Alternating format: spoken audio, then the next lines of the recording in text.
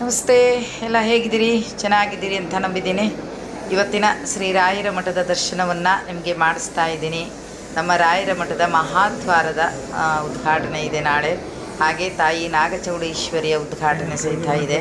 ಬೃಂದಾವನವನ್ನು ಸಹಿತ ರಚಿಸಿದ್ದಾರೆ, ಅದರ ಉದ್ಘಾಟನೆ ಸಹಿತ ಇದೆ. ನಾಳೆ ವಿಶೇಷವಾದಂಥ ಕಾರ್ಯಕ್ರಮವನ್ನು ಶ್ರೀ ರಾಯರ ಮಠದಲ್ಲಿ ನಡೀತಾ ಇದೆ. ನಾವೆಲ್ಲರೂ ಅದರಲ್ಲಿ ಭಾಗವಹಿಸ್ತೀವಿ.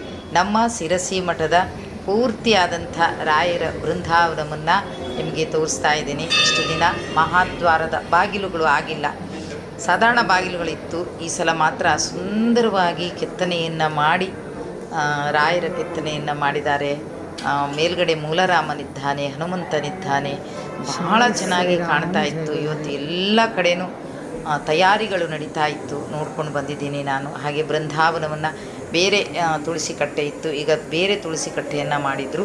ಜೊತೆಗೆ ಅಲ್ಲಿ ಮರದ ಕೆಳಗಡೆ ನಾಗಸುಬ್ರಹ್ಮಣ್ಯ ಇದ್ದ, ಈಗ ಕಟ್ಟಡವನ್ನು ಮಾಡಿ ಅಲ್ಲಿ ಪ್ರತಿಷ್ಠಾಪನೆಯನ್ನು ಇವತ್ತಿನ ದಿನ ಅಂದರೆ ಶುಕ್ರವಾರ ದಿನ ಮಾಡ್ತಾ ಇದ್ದಾರೆ. ಆ ಕಾರ್ಯಕ್ರಮದಲ್ಲಿ ನಾವೆಲ್ಲರೂ ಭಾಗವಹಿಸ್ತೀವಿ. ಹಾಗೆ ನೀವೆಲ್ಲರೂ ಬನ್ನಿ.